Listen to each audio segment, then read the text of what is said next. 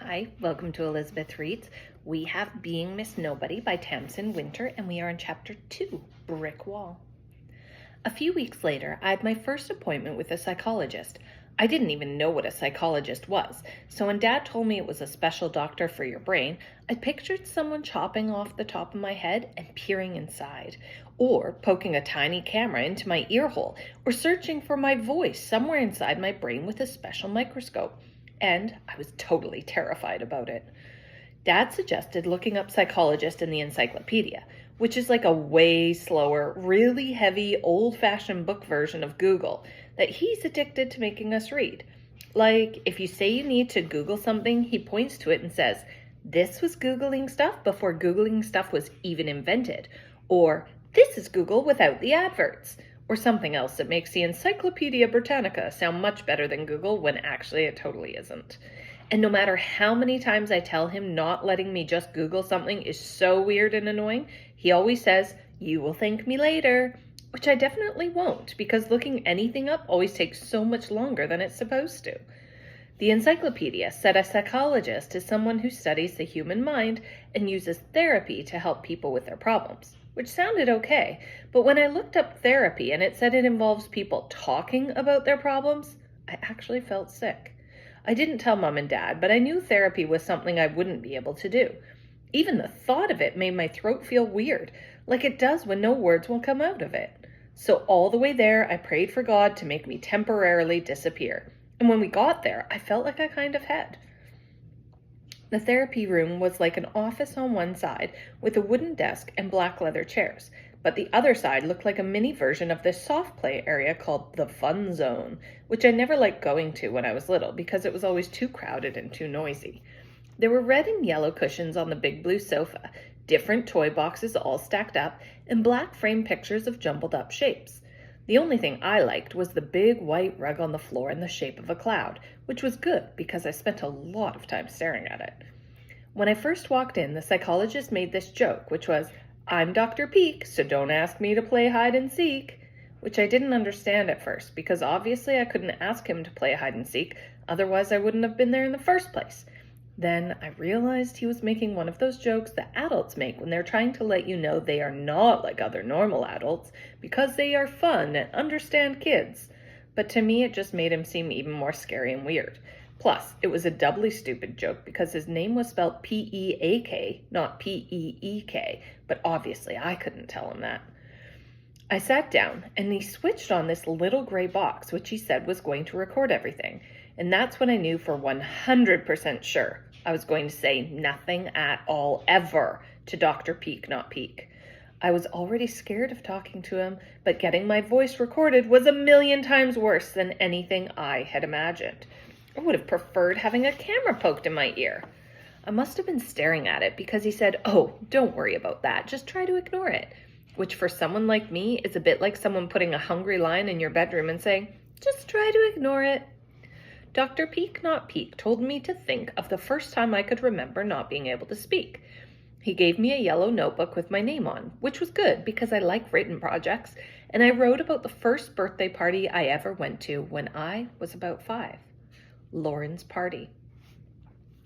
It was Lauren's birthday, and she told everyone in our class she was having a magician.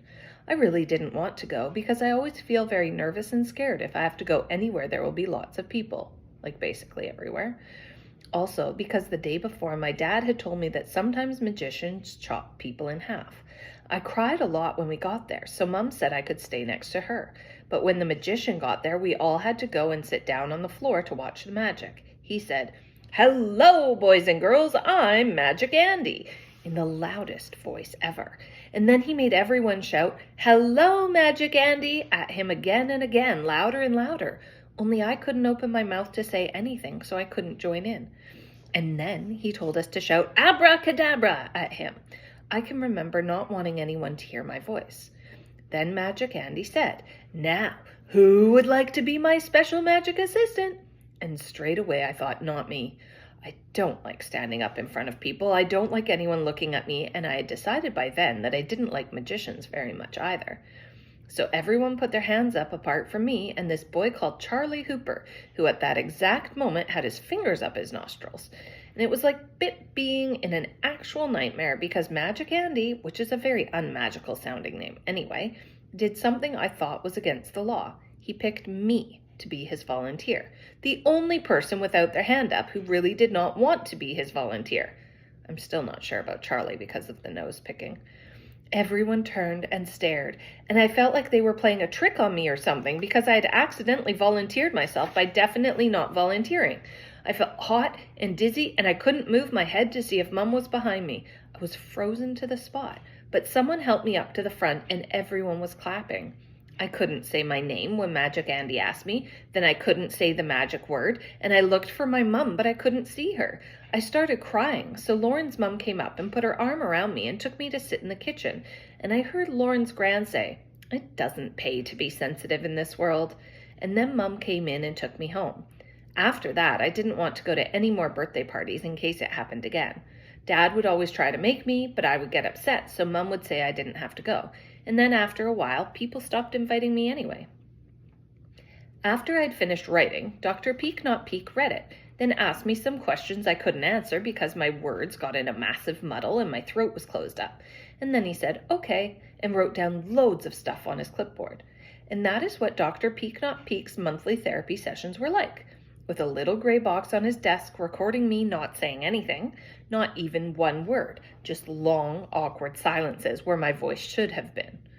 I wished it could record the massive muddle of words in my head, or the words stuck in my throat, or how hard I was trying, or how bad I felt about not answering his questions, because then maybe he could have seen how much I wanted him to help me.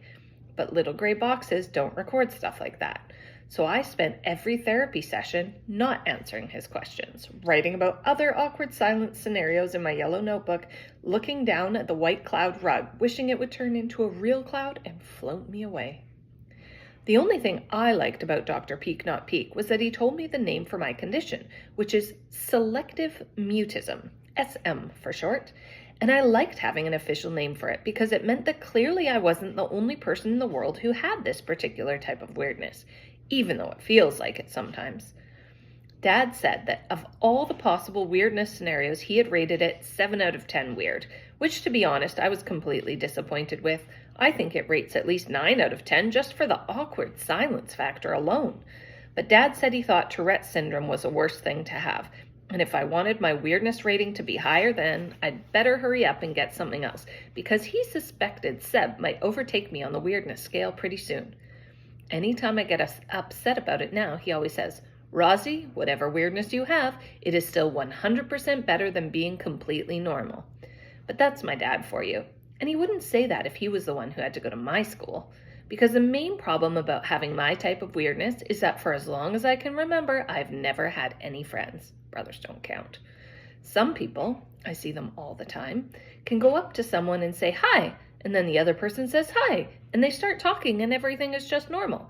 But if you go up to people and say nothing, most people will tell you to go away, or that speaking to you is like speaking to a brick wall.